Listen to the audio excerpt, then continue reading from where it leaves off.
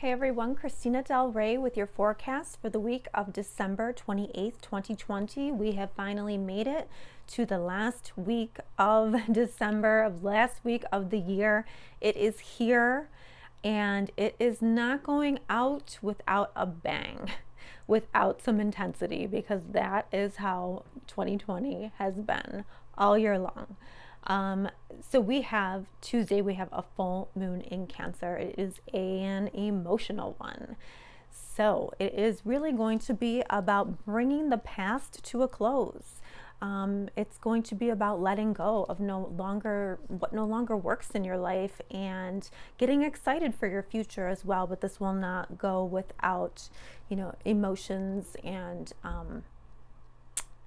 an intensity. This is a week of endings. I do think there will be significant endings, but with endings, there's always new beginnings, and we really just need to get excited about our future once we go through what we need to close out for 2020.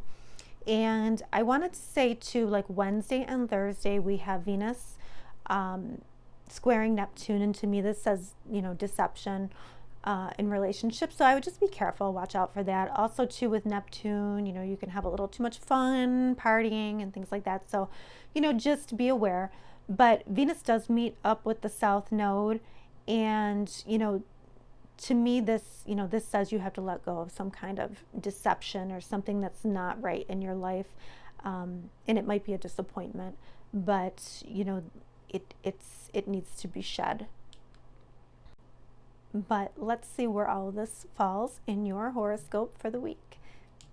Hello, Cancer. Big week for you because the full moon is in your sign. So that only happens once a year. So it's a big one, and you are always more sensitive to the full moon or the new moons because you are ruled by the moon. So for you, this is happening in the first house. And this is making a square to Chiron. So there's a wound here in your career area or your social standing area or your reputation. But what this moon is promising is a culmination on how people see you or your body in some way, the health of your body. And it's saying if you make a move on a wound, it will set you free. And it's not going to be one without big emotions. And full moons are about endings and culminations, but this seems to free you in a way that has to do with friends or new hopes, wishes, and dreams. Maybe you have some kind of wound, like you thought that you were going to be a certain, you thought you were going to have a certain reputation. You thought you were going to have a certain job your whole life, or you thought you were going to be something, and yet, 2020 kind of wounded this for you. So once you make a move on that, then you are freed. And this could have you being free to create new hopes, wishes, and dreams, or create new circles of friends to hang out with. Whatever this is, this ending is like an opportunity for you to begin again, because this full moon is all about bringing the past to a close. It's all about ending this year, this very emotional and, impactful year, so that we can start our future and we can start getting excited about our future as well. This full moon is asking you to let go of what is no longer serving you. This is a turning point, especially for you, because like I said, you are ruled by the moon. Whatever action you decide on, Cancer, with this full moon, it might test your security, but ultimately you have to trust and have faith that whatever you act upon to let go of, it's going to free you and lead you to the future. We also have Wednesday, we have Neptune squaring Venus in Sagittarius, and we also have Venus conjuncting the South Node squaring Neptune. So this gets kind of tricky. we have, so Neptune in the sky for you is in a place of legal matters. It's in a place of higher education and philosophy, and also like long distance travel or immigration issues.